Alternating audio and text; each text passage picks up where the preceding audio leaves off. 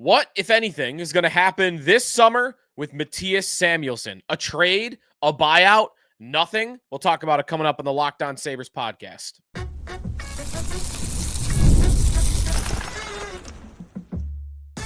You're Locked On Sabres, your daily podcast on the Buffalo Sabres. Part of the Locked On Podcast Network, your team every day. What is up, everybody, and welcome in to this Thursday edition of the Locked On Sabres podcast. Thanks to our everydayers for coming back during this offseason as we continue to evaluate what moves are ahead for the Buffalo Sabres. We are part of the Locked On Podcast Network, your team every day. Be sure to check us out on our YouTube channel where you can watch the show, like and subscribe if you are watching along. And if you would like to become a part of our Locked On Sabres text club and you are not already a texter, you can do that at joinsubtext.com/LockedOnSabres. Sneaky Joe DiBiase on today's show. A couple of things to get to, including Mattias Samuelsson today. Our next exit interview looking back on the 2024-25 season for players and then looking ahead for what's next. Today, Samuelsson, as we've really tackled the whole blue line. We talked Dahlin, we talked Owen Power, we talked Connor Clifton even on yesterday's show. We've talked a lot about Bowen Byram, of course, as well. Next up is Mattias Samuelsson, who I think there is a decision to be made on this summer. I don't know if the Sabres will make any decisions, but they do have options with the 25-year-old defenseman who has got a lot left on his contract, and I can't imagine any Sabre fan feels good about his trajectory and what his game has looked like, but we'll get more in the weeds on that coming up. We've also got a little bit of an NHL topic for you a little bit later on. I would like to get to a little bit on Carolina. Their season coming to an end last night against the Florida Panthers. And this is now, it's another season with Rod Brind'Amour as the head coach, as the NHL version of the Bills, where they get past round one. They always lose in either round two or in the conference finals. What is the Hurricanes' problem? I want to get to that a little bit later on as well. Before we get to Samuelsson, though, on today's show.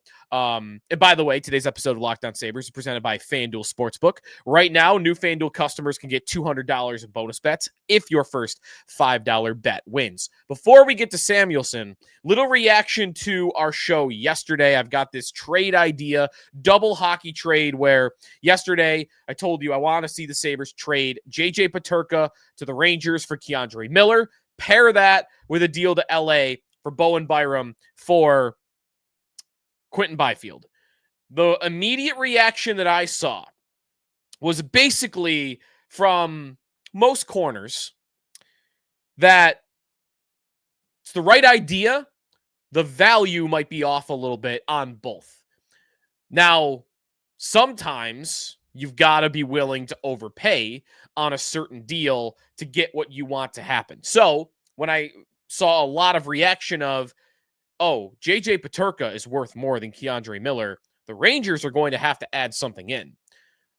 I don't know that they're that far apart that you would get something of value that's worth it.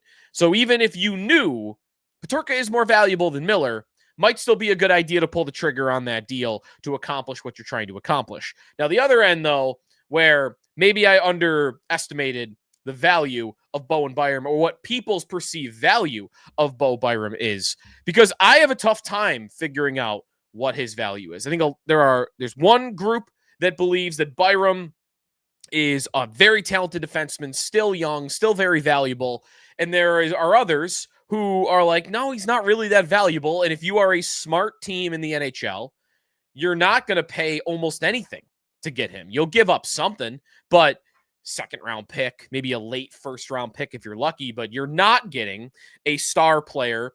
Not that Quinton Byfield is a star, but you're not getting a valuable player like Quinton Byfield in exchange for Bowen Byram. And I understand that. And I think you're right. In a vacuum, looking back in hindsight, probably should have adjusted that a little bit to have the Sabres add in a lot more, maybe to get Byfield. Maybe the 9th overall pick even, along with Byram, would be what it would take to get Quinton Byfield, if even that would do it. Here's one bit of context, though, that I do want to include to anybody that believes, oh, wait, you're never getting Quinton Byfield for Bowen Byram. I understand why you would say that. Reminder of who the general manager of the Los Angeles Kings currently is. Ken Holland was hired by the Kings, who has some putrid trades in his last 5-6 years as a general manager in the National Hockey League. If you are a team looking to make a big swing in the trade market, you want to pick on either the dumb GMs or the dinosaur GMs. Sometimes there's overlap on that. And to me, I got a dinosaur GM and Ken Holland, who he did some nice things at Edmonton, but he's also proven, I think, over 5 years that his perception of value in the league is outdated. And I would believe that he is a GM that I could take advantage of. That being said, it's Kevin Adams, and he's not typically, he might be somebody that other GMs think you could take advantage of. So I'm not saying that just because Ken Holland's the GM, he would do Byfield for Byram, but I think it's more likely that it would be 1-for-1, or that you could get Byfield because he's the GM and you have no idea what his value is of that player and of that team. Analytically, Byfield's an amazing player. I don't know that Ken Holland's going to listen to those people in that front office. So I have no idea what he would do with it. So that's just the bit of context I wanted to add to anyone thinking, oh, you're a moron for thinking Byram for Byfield is possible. Probably, and you probably have to add in another key piece, no doubt. All right, to Mattias Samuelsson. So, Sabre defenseman Mattias Samuelsson, who wears a letter, wears an A, just completing his age 24 season with the Buffalo Sabres. And it did not go well by any stretch of the imagination. In fact, I would go as far as to say that he is one of the top 3 Sabre players' biggest letdowns in 2024-25. Maybe only the likes of maybe Jack Quinn would supersede him in that category. 62 games played at age 24, 4 goals, 10 assists, 14 points. By the way, he only had 3 goals in his NHL career going into the year, 4 last year, playing 19 minutes and 18 seconds of ice time per night. That is a third consecutive year, or a second consecutive year, I should say, where the minutes per night have decreased after playing 22-11 per night in 22-23, 20-30 per night in 23-24, and then this last year, 19 minutes and 18 seconds. It went down almost 2 whole minutes and now has gone down another minute plus. Samuelson's role being slowly decreased as time goes on. Mattias Samuelsson, at this point in time, is a big, lumbering defenseman that does not hit, is not imposing physically, is not intimidating physically in any way, shape, or form, is not a skilled offensive defenseman. So, and as somebody that you cannot trust and was at the center of the biggest, what's the word I want to use? The biggest frustration point of the season, his inability to stand up for teammates, and that appears to be something that does not come natural to him. So, what do I have as a player in Mattias Samuelsson? It's tough to figure out where the value comes from. If I were going to try very hard and tell you what he does well, he's got a great poke check. He's got a long reach and a long stick, and he's got a pretty good ability and a pretty good instinct for when to throw that stick out and knock a puck off of a skilled player's stick. He's a pretty good shot blocker. I would think by most stretches of the imagination, kind of a tough thing to evaluate player to player, but he's a pretty good shot blocker. Beyond that, I don't have a lot of nice things to say about Mattias Samuelsson, the player. And to me, I'm at my ends for wanting to see him continue as a member of the Buffalo Sabres. This past year, when you look at some of the advanced stats, not advanced even, just look at the shots. When Mattias Samuelsson was on the ice at 5-on-5 last season, that was 984 minutes of ice time last season. When he was out there, the Buffalo Sabres were outshot 466 to 409.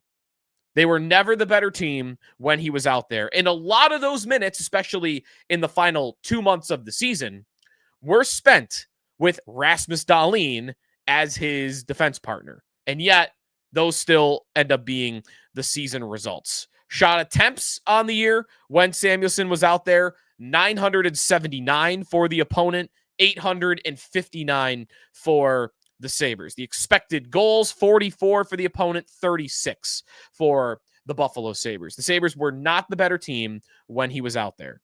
And I have got 2 years in a row where he is his confidence level and his play has gone down. Now, what you're left with is a player that at 24, 25 years old, in my opinion, does not have a solid foundation of skill or role even to build off of. That's a problem. If he's not going to be an offensive player for you, which he's never going to, and he's not going to be this intimidating force physically and somebody that you could trust to rely upon to defend teammates and be a leader in that way, wearing a letter, then I'm sorry, I don't have a foundation to improve on when I'm looking at Mattias Samuelsson. And that's a problem. That's a big, big problem. But really, I know I've said it a couple of times. The story of his year is he's on the ice against the Devils when Tage Thompson gets hit in the head and is laying there with his helmet off. He is close enough. He stands there. He's got an Owen Power who is younger than him behind him, standing behind. And he's got a Jason Zucker, a smaller player in front of him, and a rookie in Yuri Kulik. And your best player is laying on the ice. You wear a letter. You are 6'5", 230 pounds. You are a physical player. You're supposed to be a physical player. You have got to step in and do something. And I think that even if he had had a solid year, it would have been clouded by that moment.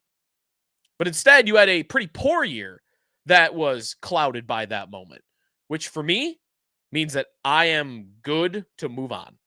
And that is where options present themselves.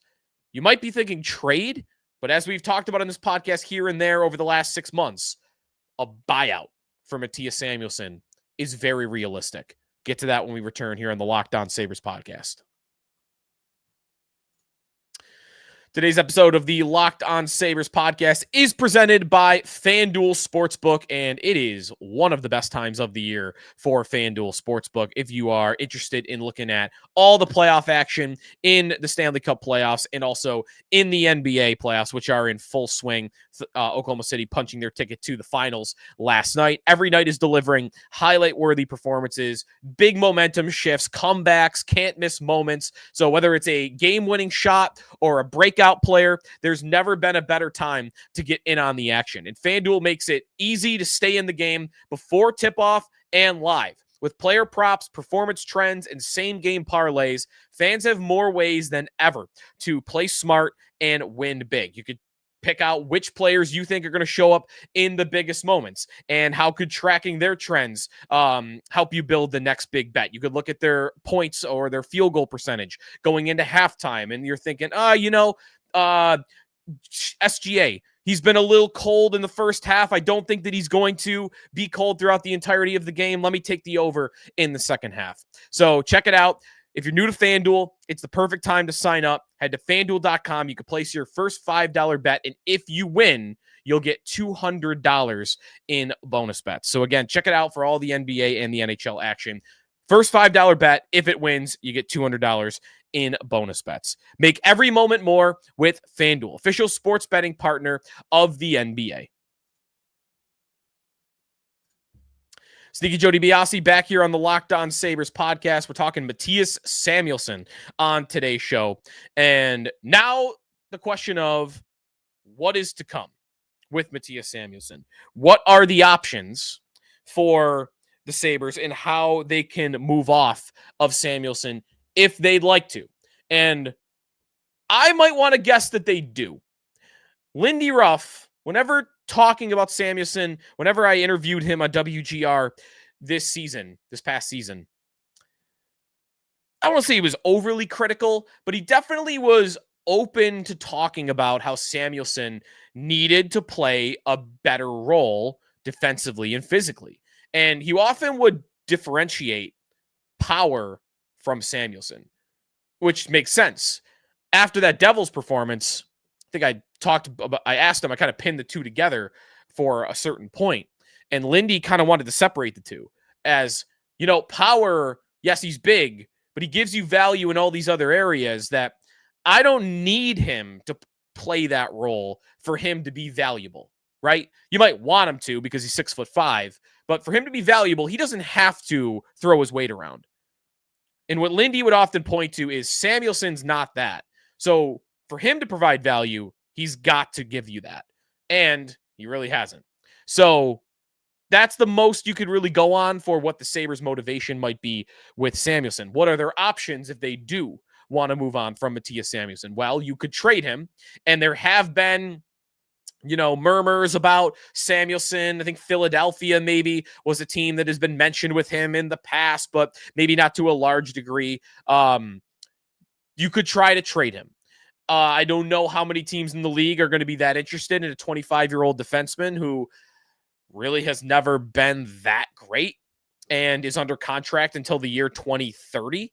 I think that is a hard sell, but someone might love the size. Someone might love, the youth combined with the size. I don't know what it might be.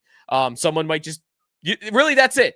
You get a 6'5" young defenseman on the market, and you might find a team that goes, "Ooh, I can work with that. I can work with that size and that reach." And maybe they don't even realize how not physical he is. So a trade is an idea, and for that, it would just be whatever you could get. If a team was willing to take him, you would take whatever, 5th round pick, 6th round pick, whatever you could get your hands on. I am skeptical that they will be able to deal him. And if they can't deal him, rather than just let it play out and let him come back to the team this season, what I would like to see the Buffalo Sabres do, because this is their final opportunity to get him on this level of buyout, because if you are 25 years or younger, a buyout is only 33% of the total contract. The moment you turn 26, it's 2/3. You go from 1/3 to 2/3. And that, to me, is a big enough difference to make this a decision that the Sabres would have to make now. If you were to buy out Mattias Samuelsson this summer, it's a long period of time. It's because he has 5 years remaining on his deal. You are doubling the amount of time you're paying this contract over. So it becomes a 10-year buyout. Samuelson's buyout would extend through the 2034-2035 season. Can you even fathom 2034 and 2035? Maybe the Sabres made the playoffs by then. Samuelsson would have a long buyout. But the cap number is extremely low. $714,000.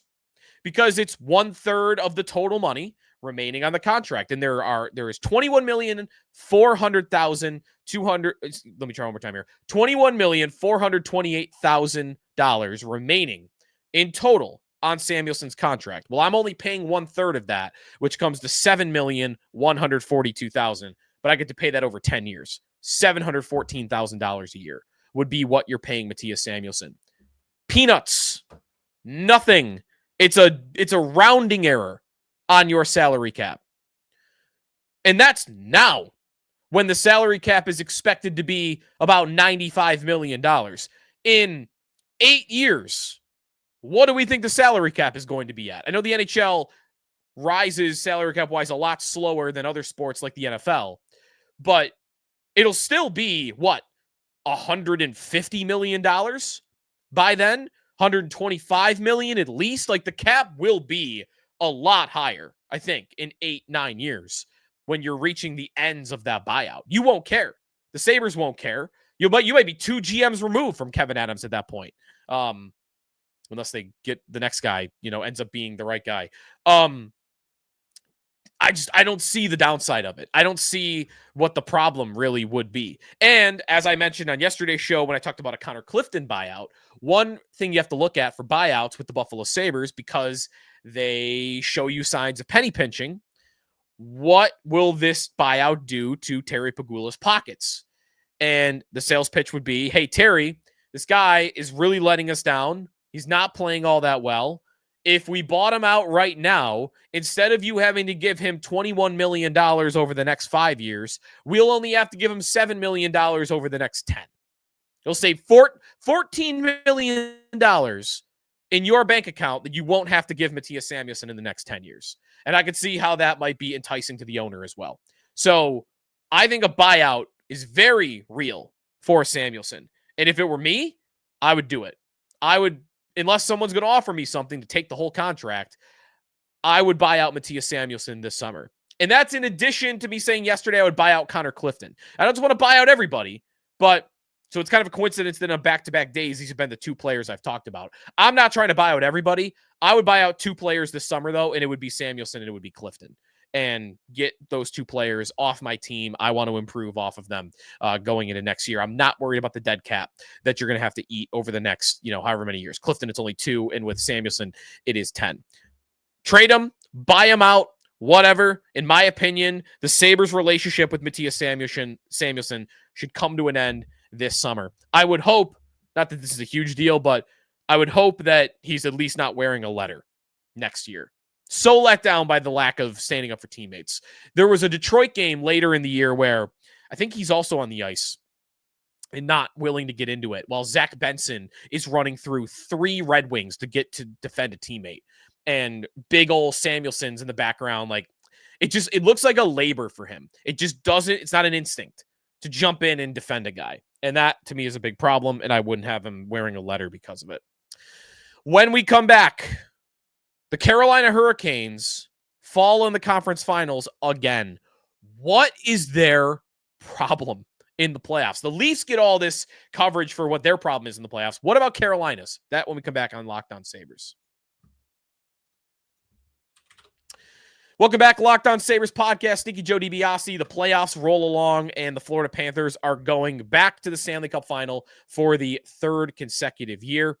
The other news, by the way, in the NHL is that Alex Ovechkin seemingly will be playing his final season in the NHL for Washington this year. That was in an email to season ticket holders of the Capitals, so appears that is so. But the Panthers are on their way to the final, and interesting that it's 6 years in a row now. The winner of the Prince of Wales Trophy, which is awarded to the Eastern Conference champion, has come from the state of Florida. It's gone Tampa, Tampa, Tampa, Florida, Florida, Florida. 2 teams have owned this conference, not just the division, the conference, for 6 years. And I don't see Florida showing any signs of slowing down. That could be a trend. And I know what you're thinking. Well, they get all the taxes. Kevin Adams, right? Earlier in the season, taxes and palm trees. Florida and Tampa, right? I get why you might think that. They definitely get the benefit of it. I mean, Sam Reinhart, I think, stayed there in part on a team-friendly deal because $8.9 million for Reinhart in Florida is the same as $10+ million in some other places. It's not the whole reason, though. They deserve a lot of credit for being ballsy enough to make the Matthew Tkachuk trade. And let's face it, they made a great move trading for Sam Reinhart. It doesn't mean the Sabres can't get value out of that deal, too. I mean, Yuri Kulik, Devin Levi, still a pretty good chance you're going to get at least one really good player out of that, if not maybe 2. But the Panthers traded 2 young pieces to get a guy who has scored 50 goals for them, led them in points this season, scored the game-winning Stanley Cup goal last season. And I don't know if you watched Florida the last 3 games where Reinhart has either been hurt or banged up.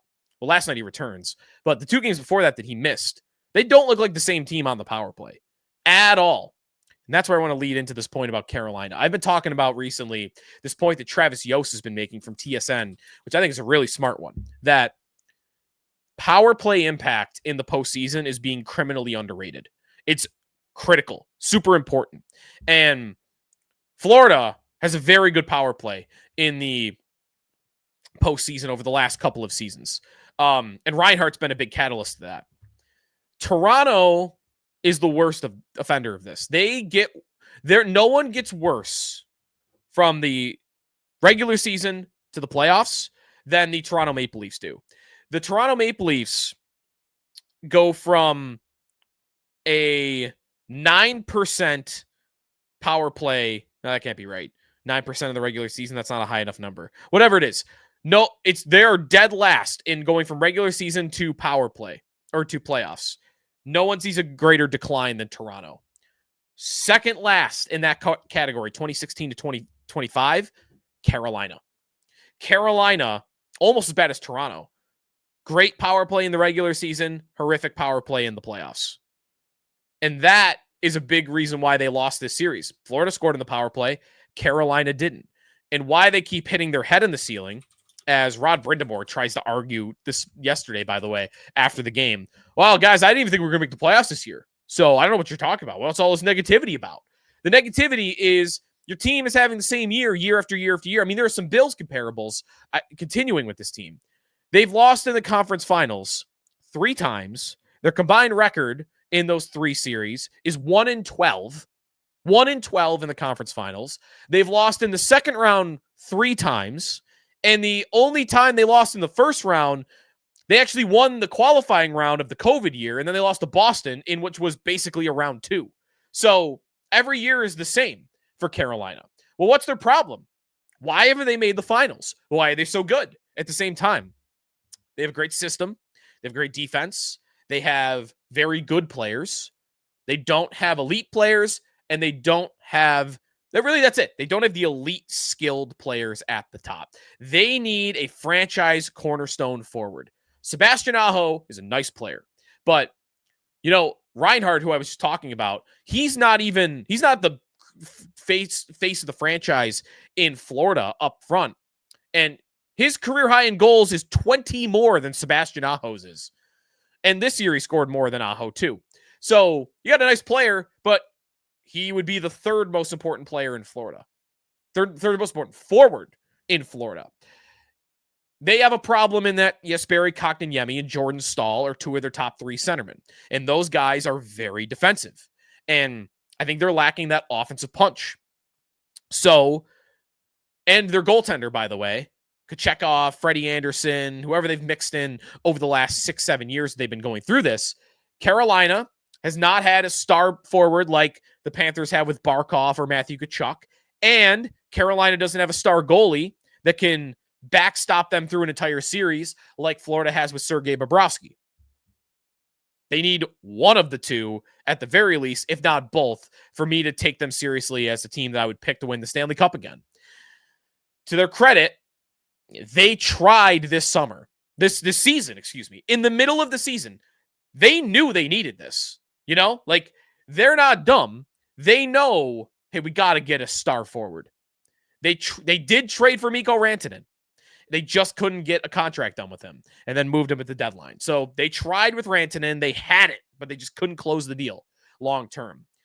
They also tried to get Mitch Marner at the deadline. There was a report about that Marner said, no thanks. I want to stay in Toronto for now.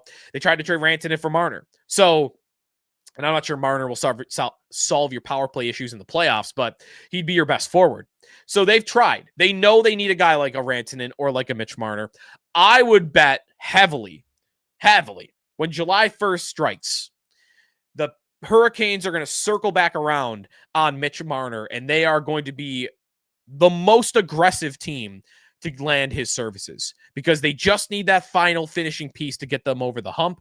And I know Marner's tenure in Toronto would not make you think he's a playoff finishing piece, but he's easily going to be the best forward available to Carolina in this offseason. So if you're thinking about Marner for the Sabres or you're dreaming about that and who the Sabres competition might be for that, Carolina is going to be strong competition. In fact, they're going to be well more favored to land Marner than the Sabres will.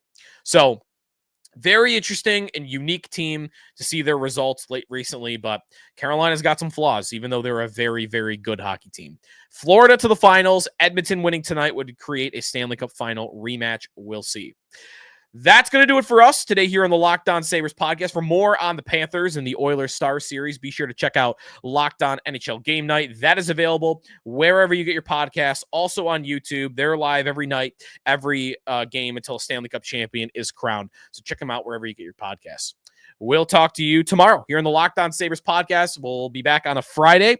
And next up, we're going to go back to the forward group for the Buffalo Sabres. And we'll talk about Jack Quinn. What the hell happened to Jack Quinn this summer or this season? It did not go well. We'll get to him next time here on the Locked On Sabres podcast, part of the Locked On Podcast Network, your team every day.